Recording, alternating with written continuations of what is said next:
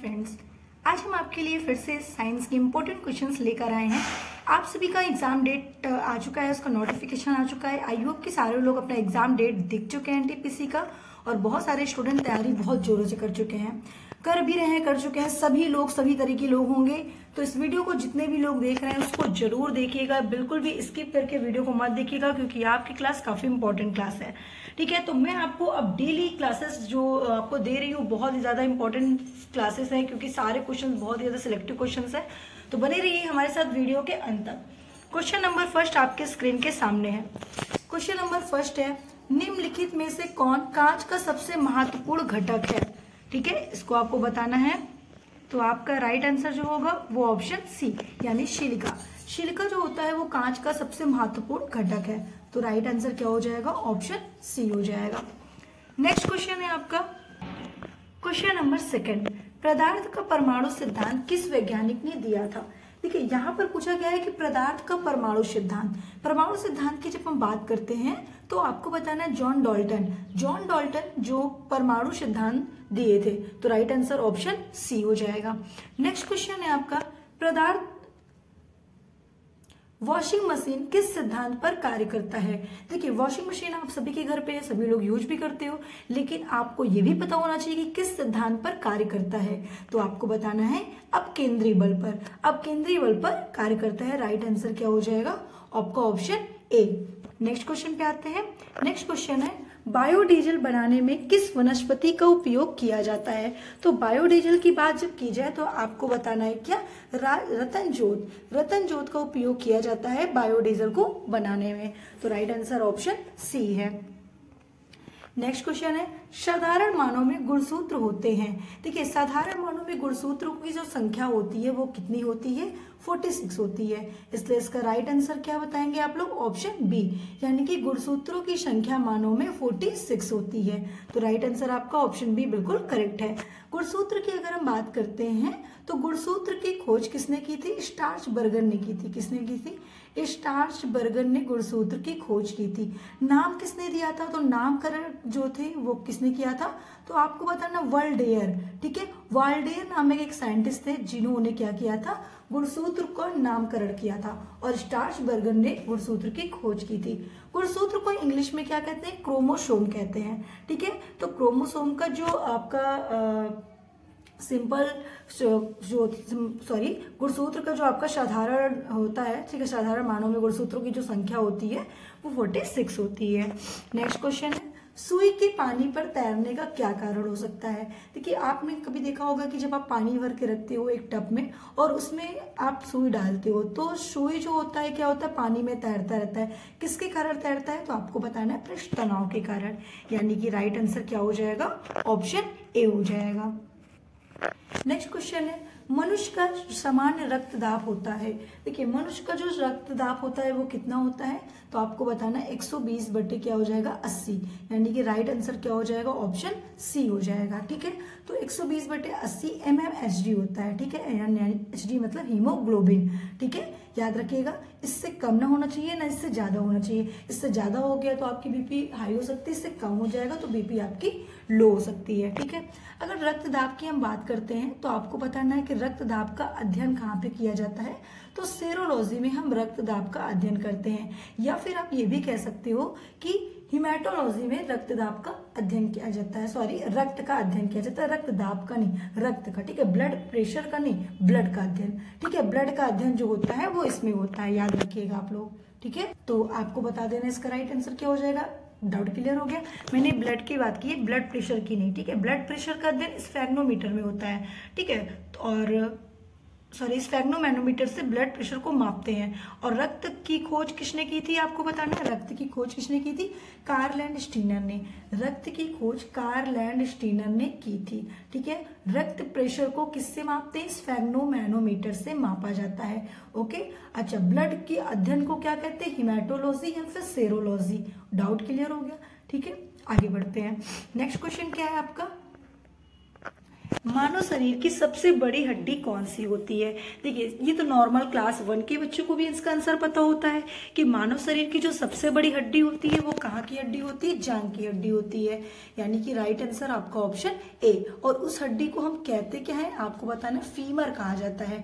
ठीक है, फीमर हड्डी होती है। सबसे छोटी कहाँ पे होती है? तो कान के मध्य भाग में, यानी कि मध्य भाग में, बीच वाले भाग में आपकी कान की हड्डी होती है, जिसे स्टेपीस कहा जाता है।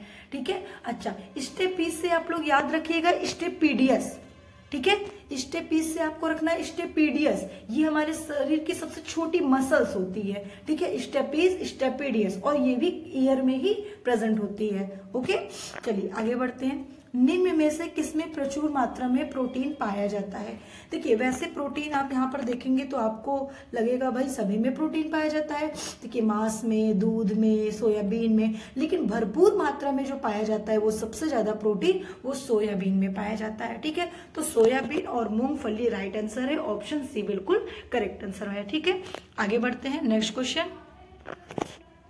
नेक्स्ट क्वेश्चन है आपका, मानव शरीर का सबसे व्यस्त अंग कौन सा है?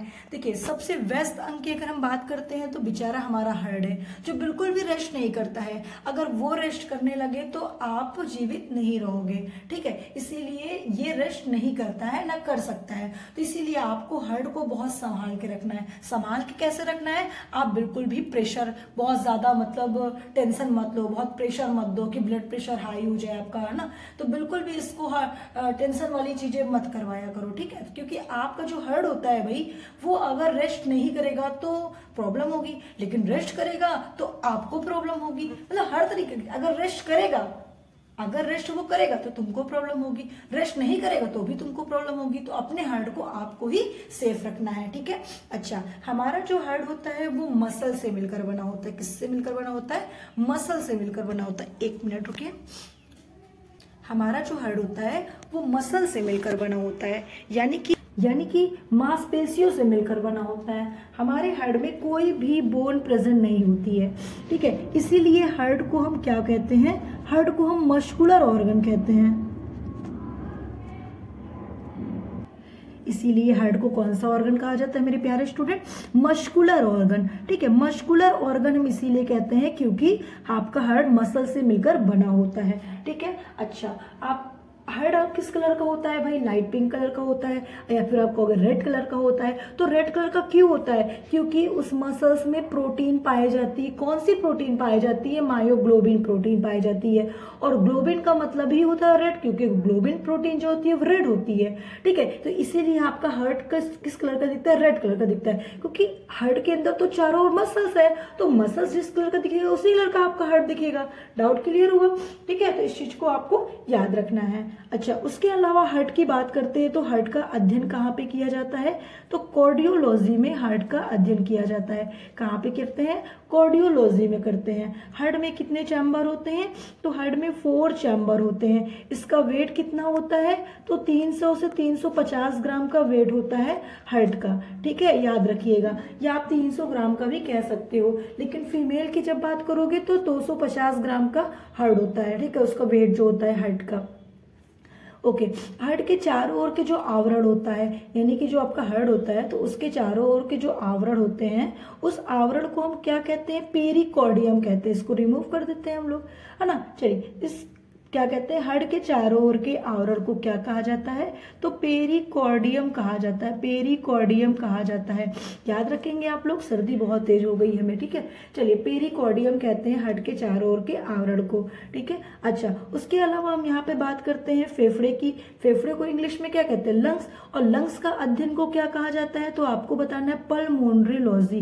क्या कहते हो? पल्मोनरीलॉजी कहा जाता है। और इसके चारों ओर के आवरण को क्या कहते हैं? तो प्यूरा कहते हैं। इसके चारों ओर के आवरण को क्या कहा जाता है? तो प्यूरा कहा जाता है। ठीक है, अच्छा, उसके अलावा आपको क्या चीज याद रखना है? किडनी। किडनी याद रखनी, किडनी का अध्ययन कहाँ पे करते हैं तो आपको बताना नेफ्रोलॉजी में करते हैं। किडनी का अध्ययन कहाँ पे करते हैं, नेफ्रोलॉजी में करते हैं। और आपकी किडनी में कौन सी सेल्स पाई जाती है, आपको बताना है क्या, नेफ्रॉन सेल्स पाई जाती है। ठीक है, नेफ्रॉन सेल्स पाई जाती, कौन सी सेल्स होती है भाई, नेफ्रॉन सेल्स होती है आपकी किडनी में। नेफ्रॉन सेल्स नेफ्रोलॉजी में अध्ययन करते हैं। ओके, इतनी चीजें आपको याद रखनी है यहाँ पे। चलिए नेक्स्ट क्वेश्चन पे आते हैं हम लोग। नेक्स्ट क्वेश्चन आपका क्या है, देखिए नेक्स्ट क्वेश्चन है, मानव शरीर के किस अंग में लसिका कोशिका का निर्माण होता है। देखिए लसिका कोशिका की जब यहाँ पे बात आती है तो आपको बताना है इसका राइट आंसर क्या हो जाएगा, डी, यानी कि दीर्घ अस्थि। ठीक है, तो दीर्घ अस्थि में क्या होता है, लसिका कोशिका का निर्माण होता है। तो राइट आंसर आपको डी बता देना है। अच्छा, तिल्ली की बात यहाँ पे करते हैं। तिल्ली क्या होता है, इसको इंग्लिश में प्लीहा, इंग्लिश में स्प्लिन कहते हैं। ठीक है, इंग्लिश में इसको स्प्लिन कहते हैं और इसे प्लीहा भी कहा जाता है। ये हमारे शरीर का ब्लड बैंक कहलाता है, हमारे शरीर का ब्लड बैंक, हमारे शरीर का कब्रिस्तान। ठीक है, तो ये सारे क्वेश्चन अगर आपसे पूछा जाए तो आपको बताना है प्लीहा यानी कि तिल्ली। ठीक है, या आपसे पूछा जाए कि शमशान, ठीक है, हमारे शरीर का शमशान किसे कहा जाता है तो आपको बताना है क्या, तिल्ली कहा जाता है। ठीक है, तिल्ली को यानी कि। तो नेक्स्ट क्वेश्चन आपका क्या है, प्रकाश संश्लेषण प्रक्रिया में सूर्य के प्रकाश का कौन सा रंग सबसे अधिक उपयुक्त होता है।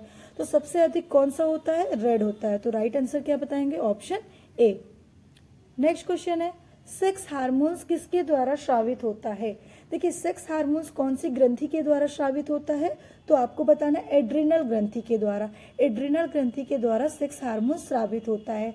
देखिए अगर हम बात करते हैं पीयूष ग्रंथि की, यह हमारे शरीर की सबसे छोटी ग्रंथि होती है। और उसके अलावा यहाँ पर एक क्वेश्चन आपसे पूछा जाएगा कि हमारे शरीर की सबसे छोटी ग्रंथि कौन सी है।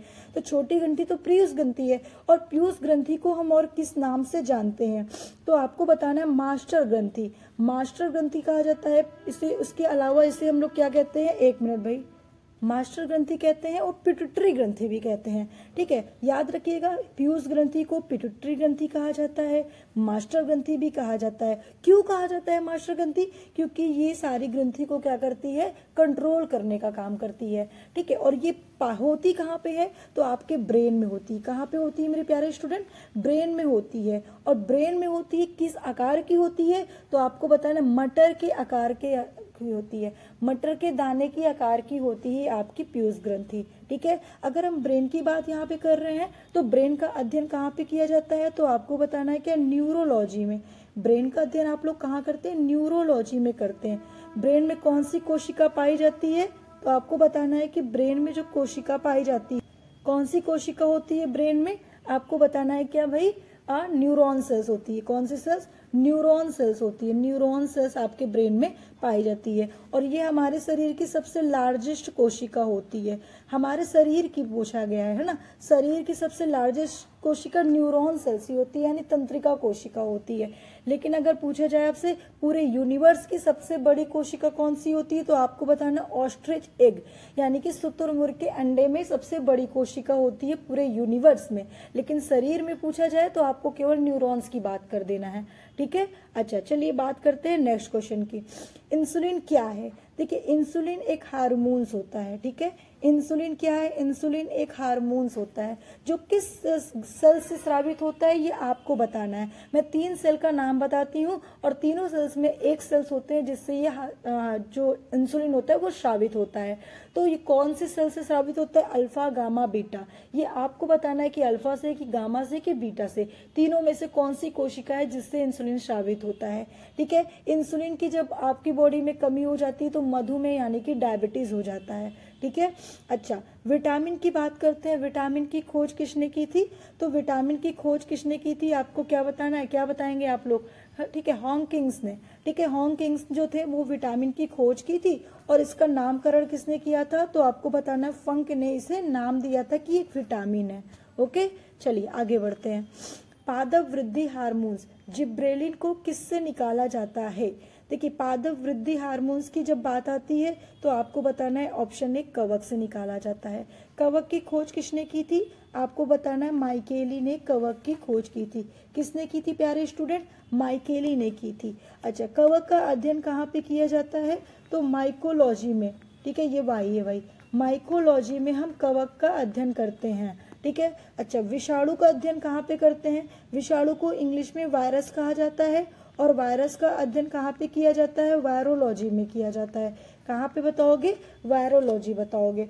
शैवाल का अध्ययन कहाँ पे किया जाता है? तो शैवाल को इंग्लिश में हम एल्गी कहते हैं और इसका अध्ययन फाइकोलॉजी में किया जाता है। तो माइकोलॉजी, वायरोलॉजी और फाइकोलॉजी लाइन से लिख दिया मैंने, ठीक है। अच्छा, उसके अलावा एक क्वेश्चन को याद रखिएगा जो सबसे इंपॉर्टेंट है आपके लिए। क्या इंपॉर्टेंट है? कवक की कोशिका भित्ति किसकी बनी होती है? आपको बताना है काइटिन की बनी होती है। किसकी बनी होती है? काइटिन की होती है। शैवाल की कोशिका की भित्ति किसकी बनी होती है?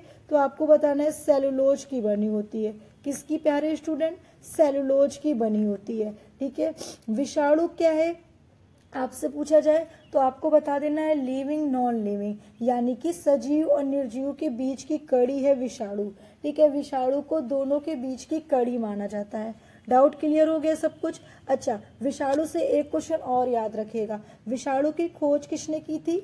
आपको बताना है इवानोवस्की ने की थी। इवानो होगा, इवानी नहीं, ठीक है। इवानोवस्की ने विषाणु की खोज की थी। सबसे पहले किस वायरस की खोज की थी? तो आपको बताना है टीएमवी वायरस की खोज विषाणु की सबसे पहले इवानोवस्की ने टीएमवी वायरस की खोज की थी, जिसका पूरा नाम होता है टोमैको मोजैक वायरस। क्या होता है? टोमैको मोजैक वायरस। इतने सारे क्वेश्चंस मैंने आपको बताया। आगे बढ़ते हैं नेक्स्ट क्वेश्चन पे। निम्न में से किसकी उपस्थिति के कारण गिरगिट रंग बदलते हैं? तो प्यारे स्टूडेंट, गिरगिट किसके कारण रंग बदलते हैं? आपको बताना है क्या बताएंगे? वर्डकिल, ठीक है, वर्डकी लवक के कारण। वर्डकी लवक के कारण गिरगिट रंग बदलते हैं। हीमोग्लोबिन क्या है? सभी को पता है, हमारे ब्लड में पाया जाता है, जिसके कारण हमारा ब्लड क्या होता है? रेड कलर का होता है। क्लोरोफिल क्या होता है? तो जिसके कारण हमारे पत्तियों का रंग क्या होता है? हरा होता है, ठीक है। तो सबको समझ में आ गया क्या है? अच्छा, चलिए आगे बढ़ते हैं नेक्स्ट क्वेश्चन पे। क्वेश्चन है, कौन भूमिगत जल को प्रदूषित करता है? तो कौन करता है? आर्सेनिक करता है। राइट आंसर आपका ऑप्शन डी हो जाएगा। चलिए नेक्स्ट क्वेश्चन पे आते हैं। नेक्स्ट क्वेश्चन है, किस तत्व की कमी के कारण आलू में ब्लैक हर्ट रोग होता है? तो भाई किस तत्व के कारण होता है ब्लैक हर्ट रोग? तो आपको बताना है कि ऑप्शन सी, यानी ऑक्सीजन। जब ऑक्सीजन की कमी होती है तो आलू में ब्लैक हर्ट रोग हो जाता है। ऑक्सीजन का सिंबल O2 होता है। इसका एटॉमिक नंबर क्या बताएंगे आप लोग? 8 होता है, ठीक है। चलिए आगे बढ़ते हैं नेक्स्ट क्वेश्चन पे। नेक्स्ट क्वेश्चन है आपका, निम्नलिखित में से किस विटामिन में कोबाल्ट पाया जाता है? तो सभी को पता है कि तुरंत बता देंगे विटामिन B12, ठीक है। विटामिन B12 में क्या होता है? कोबाल्ट प्रेजेंट होता है। तो राइट आंसर आप लोग क्या बताएंगे? ऑप्शन डी बताएंगे। अब आपको कमेंट करना है कि रासायनिक नाम क्या होता है विटामिन B12 का। कितने स्टूडेंट हैं हमारे बताने वाले? जल्दी से कमेंट करेंगे। विटामिन 12 का रासायनिक नाम क्या होता है, ठीक है। चलिए आगे बढ़ते हैं। हम आपको B1 B2 का बता दें कि नहीं बताएं? आप लोग कमेंट करेंगे? बिल्कुल आप लोग ही कमेंट करिए, क्योंकि भाई बार बार एक ही चीज को तो बताया जा रहा है, तो आप लोग भी कमेंट करिए। देखिए मैं बता रही हूँ फिर से आपको, एनटीपीसी जितने भी स्टूडेंट फॉर्म डाले हुए हैं बहुत ही तेजी से तैयारी करिए। नोटिफिकेशन भी आ चुका है, डेट भी आप लोग देख लीजिए किस डेट को है, और बहुत सारे स्टूडेंट की डेट भी कंफर्म हो गई है। तो जितनी ज़्यादा प्रैक्टिस आप कर पा रहे हो उतनी ज़्यादा प्रैक्टिस करिए। एक वीडियो को 2 बार देखिए, 3 बार देखिए, लेकिन 50 क्वेश्चंस अगर दिए एक वीडियो में तो पूरे 50 क्वेश्चंस आपके माइंड में फिट होने चाहिए, ठीक है। बहुत प्रैक्टिस मांगेगा, बहुत प्रैक्टिस करिए, ठीक है। चलिए आगे बढ़ते हैं। हम जल्द ही आपके लिए हिस्ट्री की क्लासेस भी ला रहे हैं। आप 2 डेज हमें दे दीजिए, 2 डेज में हम आपकी हिस्ट्री की क्लासेस भी लगा रहे हैं, ठीक है। चलिए आगे बढ़ते हैं। किस तत्व की उपस्थिति के कारण गाय के दूध का रंग हल्का सा पीला होता है? तो कौन सी तत्व के कारण होता है? आपको बताना है कैरोटीन के कारण। कैरोटीन के कारण क्या होता है? गाय का दूध पतला होता है, इसीलिए न्यूबॉर्न बच्चों को क्या करते हैं हम लोग? गाय का दूध पिलाते हैं, जिससे कि हैवी ना हो, पतला हल्का हो, ठीक है। चलिए आगे बढ़ते हैं नेक्स्ट क्वेश्चन पे। निम्नलिखित में से कौन सा रोग वायु के द्वारा फैलता है? वायु के द्वारा कौन सा रोग फैलता है? आपको बताना है क्या? प्लेग रोग, ठीक है। प्लेग रोग होता है जो वायु प्रदूषित के कारण फैलता है। एड्स की बात करते हैं, जिसका फुल फॉर्म क्या होता है? एड्स का फुल फॉर्म क्या होता है भाई? AIDS, एड्स है ना, acquired amino deficiency syndrome. Note कर लीजिए, एक्वायर्ड एमिनो डिफिशियंसी सिंड्रोम, ठीक है। अच्छा, यहीं पे अगर बात करते हैं HIV की, तो फुल फॉर्म क्या होगा? ह्यूमन इम्यूनो डिफिशियंसी वायरस, ठीक। चलिए आगे बढ़ते हैं। नेक्स्ट क्वेश्चन आपका क्या? नेक्स्ट क्वेश्चन पे आते हैं, किसकी उपस्थिति के कारण रक्त का लाल रंग होता है? सभी को पता है मेरे प्यारे स्टूडेंट, क्योंकि मैं कई बार बता चुकी हूँ इसी क्लास में आप लोगों को, हीमोग्लोबिन। ठीक है, हीमोग्लोबिन के कारण क्या होता है? लाल रंग होता है आपका ब्लड। अच्छा, एक चीज़ याद रखिएगा, जहाँ पे ग्लोबिन वर्ड होता है ये समझ लीजिए कि वो रेड कलर देता है। ठीक है, ग्लोबिन का मतलब ही होता है रेड कलर, तो हीमोग्लोबिन आपका राइट आंसर हो जाएगा। अगर हम बात करते हैं आरबीसी का, इसका फुल फॉर्म होता है रेड ब्लड सेल्स या रेड ब्लड कार्पोसेल्स। ठीक है, तो डब्ल्यूबीसी की बात करें तो वाइट ब्लड सेल्स, डब्ल्यूबीसी का फुल फॉर्म होता है। ठीक है, अच्छा, अब ये चीज़ आपको याद रखना है कि आरबीसी का जीवन काल कितने दिन का होता है, आपको बताना है क्या, 120 डेज का होता है। तो आपका राइट आंसर देखिए, RBC red blood cells, WBC white blood cells. ठीक है, चलिए आगे बढ़ते हैं नेक्स्ट क्वेश्चन पे। श्वेत रक्त कणिकाओं का मुख्य कार्य क्या होता है? देखिए, अभी डब्ल्यूबीसी की बात की मैंने, अब यहाँ पे पूछा गया उसका फंक्शन क्या होता है। तो डब्ल्यूबीसी का फंक्शन क्या होता है आपको बताना है कि इसका राइट आंसर ऑप्शन बी, यानी कि डब्ल्यूबीसी का जो फंक्शन होता है वो रोग प्रतिरोध क्षमता को बढ़ाने का काम करता है। अगर आपके बॉडी में डब्ल्यूबीसी की कमी होती है तो आप बहुत ही जल्दी क्या हो जाओगे, क्षतिग्रस्त हो जाओगे, यानी कि आपको बहुत सारे रोग होने के चांसेस होंगे, क्योंकि जो डब्ल्यूबीसी होता है ना वो रोगों से लड़ने की क्षमता प्रदान करता है।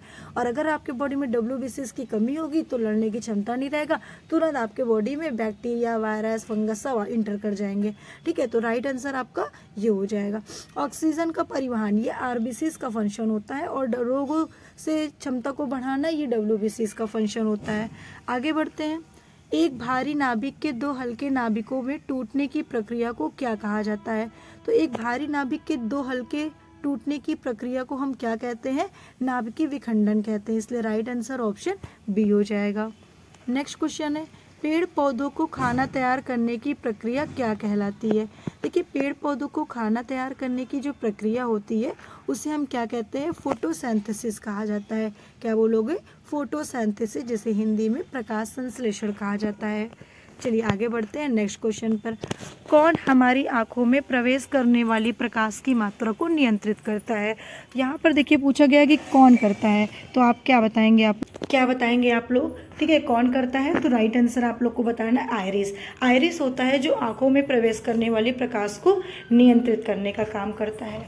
नेक्स्ट क्वेश्चन है, कौन सा रोग विटामिन ए की कमी के कारण होता है? तो विटामिन ए की कमी के कारण कौन सा रोग होता है? तो आप बताओगे रतौंधी।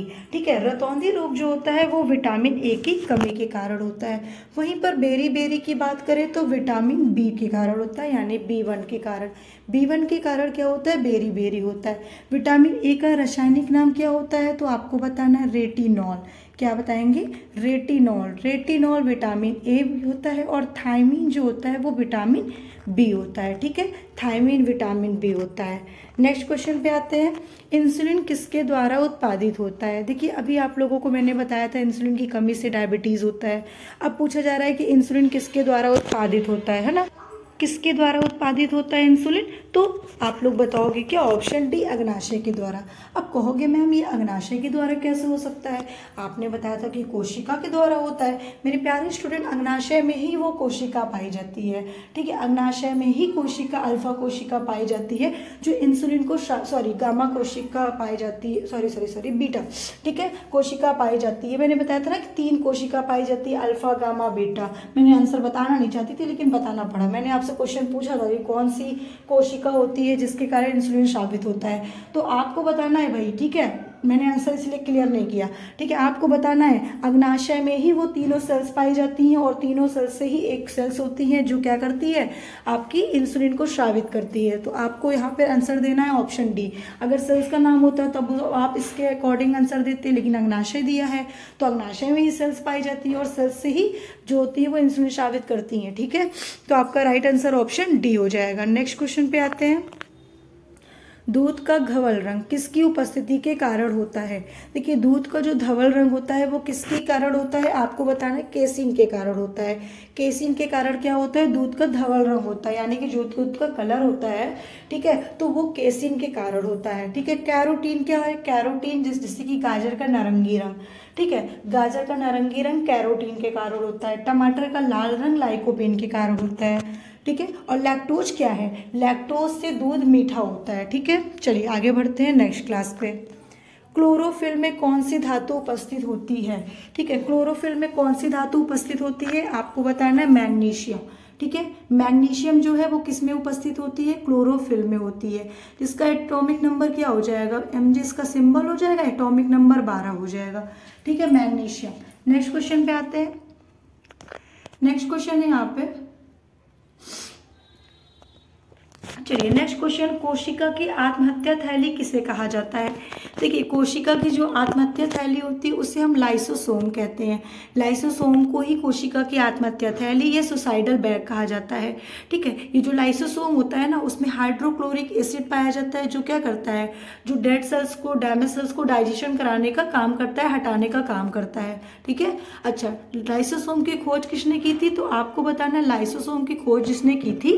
ठीक है, क्या बताएंगे लाइसोसोम की खोज? तो डी डुवे ने। ठीक है, डी डुवे ने लाइसोसोम की खोज की थी, डी डुवे। ठीक है, डी डुवे ने लाइसोसोम की खोज की थी। इसी को सुसाइडल बैग या आत्महत्या थैली कहा जाता है कोशिका की। लाइसोसोम की खोज किसने की थी? आपको बताना, 1 मिनट रुकिए।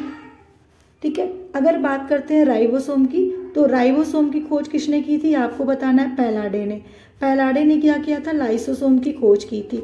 पैलाडे को हम राइबोसोम को हम लोग प्रोटीन फैक्ट्री कहते हैं। कोशिका की प्रोटीन फैक्ट्री किसे कहा जाता है? तो आपको बताना है राइबोसोम को कहा जाता है। राइबोसोम को हम कोशिका की प्रोटीन फैक्ट्री कहते हैं, याद रखिएगा। राइबोसोम जो होता है वो 2 टाइप्स के होते हैं। एक होता है आपका 70S राइबोसोम, एक होता है आपका 80S राइबोसोम होता है। 2-3 चीजें आपको याद रखना है, यहीं से आपके क्वेश्चन ज्यादा पूछे जाते हैं। ठीक है, इसका काम क्या होता है? प्रोटीन का निर्माण करना। प्रोटीन का निर्माण कौन करता है? राइबोसोम करता है। आगे बढ़ते हैं नेक्स्ट पे, गोल्जी काय। गोल्जी काय की जब हम बात करते हैं तो गोल्जी काय, देखिए गोल्जी काय की खोज किसने की थी? कैमिलो गोल्जी ने की थी। अपने नाम पे ही इन्होंने किया था। ठीक है, कैमिलो गोल्जी। गोल्जी काय की खोज कैमिलो गोल्जी के द्वारा किया गया था। इसे कोशिका का ट्रैफिक पुलिस ऑफ मैन कहा जाता है। ट्रैफिक पुलिस ऑफ मैन किसे कहा जाता है? गोल्जी काय को कहा जाता है। गोल्जी काय को हम गोल्जी उपकरण भी कहते हैं, गोल्जी काय भी कहते हैं। ठीक है, ट्रैफिक पुलिस ऑफ मैन भी कहते हैं। उसके अलावा भी बहुत सारे नाम इसके हैं। ठीक है, जैसे कि डिक्टियोसोम भी कहा जाता है गोल्जी बॉडी को। ठीक है, प्लांट में। ठीक है, हाँ, ओके। उसके अलावा भी गोल्जी बॉडी को कई नामों से जानते हैं, जो मैं आपको आगे बताऊंगी। इतना ज्यादा लेकिन पूछा नहीं जाता। ठीक है, बस 2-3 नेम याद रखिएगा। गोल्जी उपकरण होता है, ठीक है, और एक गोल्जी काय होता है, ट्रैफिक पुलिस ऑफ मैन होता है। ये 3 नाम कॉमन है, जरूर पूछा जाता है। आगे बढ़ते हैं। नेक्स्ट क्वेश्चन है, किस वैज्ञानिक ने डीएनए का द्विकुंडली मॉडल दिया था? तो डीएनए का द्विकुंडली मॉडल किसने दिया था? तो वॉटसन एंड क्रिक ने दिया था। इसमें ऑप्शन में नहीं है, ऑप्शन यहाँ पे चेंज नहीं हुआ है। ठीक है, लेकिन आपको याद रखना है कि डीएनए का द्विकुंडलीय मॉडल किसने दिया था? मॉडल तो वॉटसन एंड क्रिक के द्वारा दिया गया था। नेक्स्ट क्वेश्चन है आपका, एक जंतु कोशिका के भीतर सबसे प्रचुर मात्रा में कौन सा अकार्बनिक घटक पाया जाता है? ठीक है, जंतु कोशिका के भीतर पूछा गया है। तो जंतु कोशिका के भीतर सबसे अकार्बनिक घटक जो होता है वो जल होता है, जिसका सूत्र होता है H2O। नेक्स्ट क्वेश्चन है आपका, किस यंत्र के द्वारा पेड़ की तनों की वृद्धि की माप की जाती है? तो क्या पूछा गया? किस यंत्र के द्वारा की जाती है? ठीक है, तो यंत्र का नाम पूछा गया है, तो ऑक्सीमीटर। ऑक्सीमीटर के द्वारा तनों की वृद्धि की माप की जाती है। नेक्स्ट क्वेश्चन है आपका, चींटी के डंक में कौन सा अम्ल पाया जाता है? देखिए, अम्ल की बात कर रहे हैं तो लैक्टिक तो होगा नहीं। ठीक है, सिट्रिक भी नहीं होगा, एसिटिक भी नहीं होगा। होगा क्या? होगा मेथेनाइक। मेथेनाइक अम्ल जो होता है वो चींटी के डंक में पाया जाता है, याद रखिएगा। लैक्टिक हमारे मसल्स में पाया जाता है। जब लैक्टिक अम्ल की मात्रा हमारे मसल्स में ज़्यादा हो जाती है, हमें बहुत ज़्यादा थकावट होने लगती है। ठीक है, चलिए आगे बढ़ते हैं नेक्स्ट क्वेश्चन पे। खमीर है, खमीर क्या है मेरे प्यारे स्टूडेंट? तो आपको बताना है एक कवक है। तो राइट आंसर आपको बता देना है। खमीर क्या है? तो खमीर आपको मैंने बताया एक कवक है। तो राइट आंसर क्या हो जाएगा? ऑप्शन बी हो जाएगा। नेक्स्ट क्वेश्चन पे आते हैं, निम्न में से कौन सी महिला जनन अंग का भाग नहीं है? देखिए, यहाँ पे पूछा गया है कि कौन सा मतलब अंग है जो जनन अंग का भाग नहीं माना जाता है। तो आपको बताना है डी, यानी मूत्र मार्ग। मूत्र मार्ग से कोई लेना देना नहीं है हमारे जनन अंग का। तो इसलिए राइट आंसर क्या हो जाएगा? ऑप्शन डी हो जाएगा। डी बिल्कुल करेक्ट आंसर है। नेक्स्ट क्वेश्चन है आपका यहाँ पे, शैवाल की कोशिका भित्ति बनी होती है। देखिए शैवाल की जो कोशिका भित्ति होती है वो किसकी बनी होती है, आपको बताना है क्या, सेलुलोज की। ठीक है, कवक की वही काइटिन की बनी होती है, सेलुलोज किसकी बनी होती है, शैवाल जो होती है, शैवाल की कोशिका भित्ति सेलुलोज की बनी होती है। तो राइट आंसर क्या हो जाएगा, ऑप्शन बी हो जाएगा। नेक्स्ट क्वेश्चन है, मानव शरीर के संतुलन को नियंत्रित करने के लिए मस्तिष्क का कौन सा हिस्सा जिम्मेदार होता है। इसका राइट आंसर क्या है, जितनी जल्दी हो सके आप लोग कमेंट करिए।